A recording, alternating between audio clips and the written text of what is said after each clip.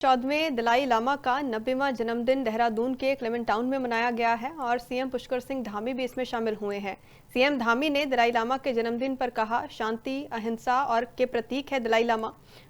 और इस मौके के ऊपर उनकी तरफ से जिक्र किया गया, करुणा वर्ष के रूप में इस दिन को मनाया जा रहा है।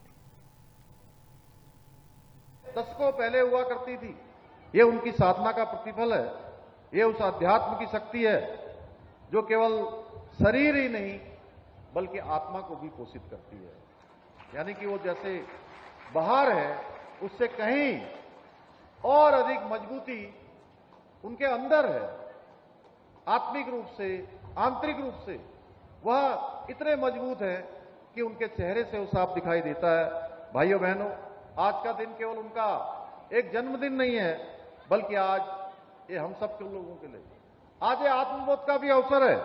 मुझे बताया गया कि दुनिया भर में शांति, अहिंसा और करुणा के प्रतीक परम पूज्य दलाई लामा जी का जन्म दिवस इस वर्ष करुणा वर्ष के रूप में मनाया जा रहा है। मुझे पूरा विश्वास है कि करुणा का यह वर्ष हमें प्रेरित करेगा कि हम केवल 14वें दलाई लामा का 90वां जन्मदिन देहरादून के क्लेमेंट टाउन में मनाया गया है और सीएम पुष्कर सिंह धामी भी इसमें शामिल हुए हैं।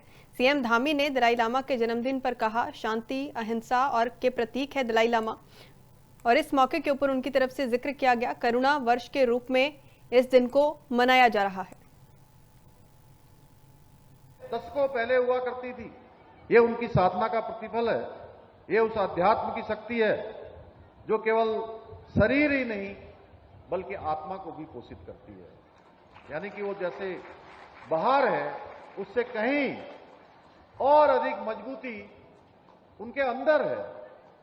आत्मिक रूप से, आंतरिक रूप से वह इतने मजबूत है कि उनके चेहरे से वो साफ दिखाई देता है। भाइयों बहनों, आज का दिन केवल उनका एक जन्मदिन नहीं है, बल्कि आज ये हम सब के लोगों के लिए आज ये आत्मबोध का भी अवसर है। मुझे बताया गया कि दुनिया भर में शांति, अहिंसा और करुणा के प्रतीक परम पूज्य दलाई लामा जी का जन्म दिवस इस वर्ष करुणा वर्ष के रूप में मनाया जा रहा है। मुझे पूरा विश्वास है कि करुणा का यह वर्ष हमें प्रेरित करेगा कि हम केवल 14वें दलाई लामा का 90वां जन्मदिन देहरादून के क्लेमेंट टाउन में मनाया गया है और सीएम पुष्कर सिंह धामी भी इसमें शामिल हुए हैं। सीएम धामी ने दलाई लामा के जन्मदिन पर कहा, शांति अहिंसा और के प्रतीक है दलाई लामा। और इस मौके के ऊपर उनकी तरफ से जिक्र किया गया, करुणा वर्ष के रूप में इस दिन को मनाया जा रहा है। दशकों पहले हुआ करती थी, ये उनकी साधना का प्रतिफल है। ये उस अध्यात्म की शक्ति है जो केवल शरीर ही नहीं बल्कि आत्मा को भी पोषित करती है। यानी कि वो जैसे बाहर है उससे कहीं और अधिक मजबूती उनके अंदर है।